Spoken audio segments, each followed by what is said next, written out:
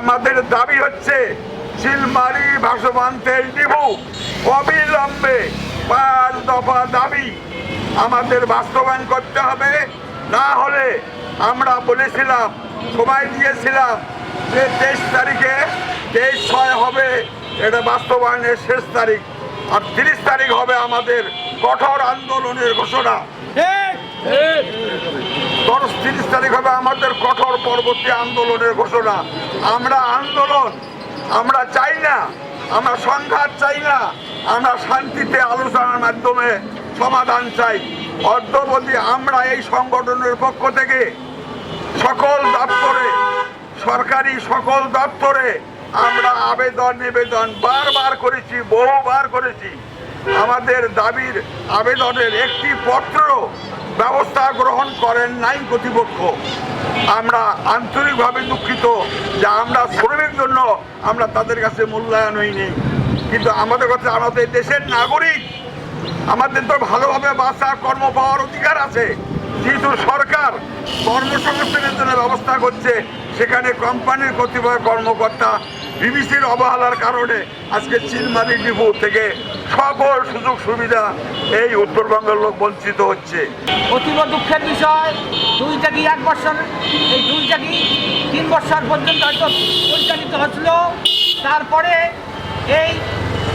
এই ডিপো কর্পোরেশনের নিয়োজিত কর্মকর্তা কর্মচারীদের দুর্নীতির কারণে আস্তে আস্তে তেল ডিপোটি বন্ধ হয়ে যায়। পরিশেষে দেখা যায় যে কৃষক এই তেল নিয়ে কৃষি উৎপাদন করত, এই কুড়িগ্রামকে খাদ্যের দিক থেকে স্বয়ংসম্পূর্ণ করে তুলছিল, সেটা এখন এই তেলের অভাবে সঠিকভাবে কৃষি কাজ করতে পারে না, কোনোভাবে তারা মানছে না। শুধু বলছে আমরা দেখবো। সর্বশেষ রংপুর বিভাগ তেলদড়ি শ্রমিক ইউনিয়ন চিলমারি 5 দফাতে দাবি আমরা আদায়ের জন্য আমরা যে আজকে আন্দোলন করছি, এই দাবিকে তেলদড়ি শ্রমিক ফেডারেশন বাংলাদেশ এটাকে সমর্থন জানিয়ে এই বাংলাদেশ ফেডারেশন 30শে জুন পর্যন্ত একটা সময় বেঁধে দিয়েছিল।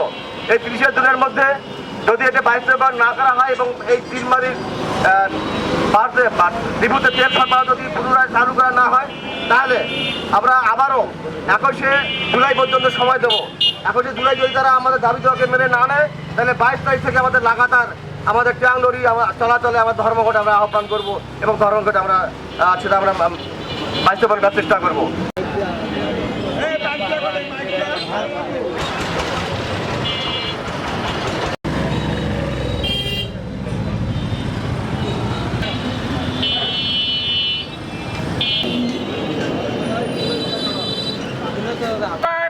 তেলের ভাসমান বাদ্যগুলো পূর্ণ নিরাপত্তার স্বার্থে নদীর পশ্চিম তীরে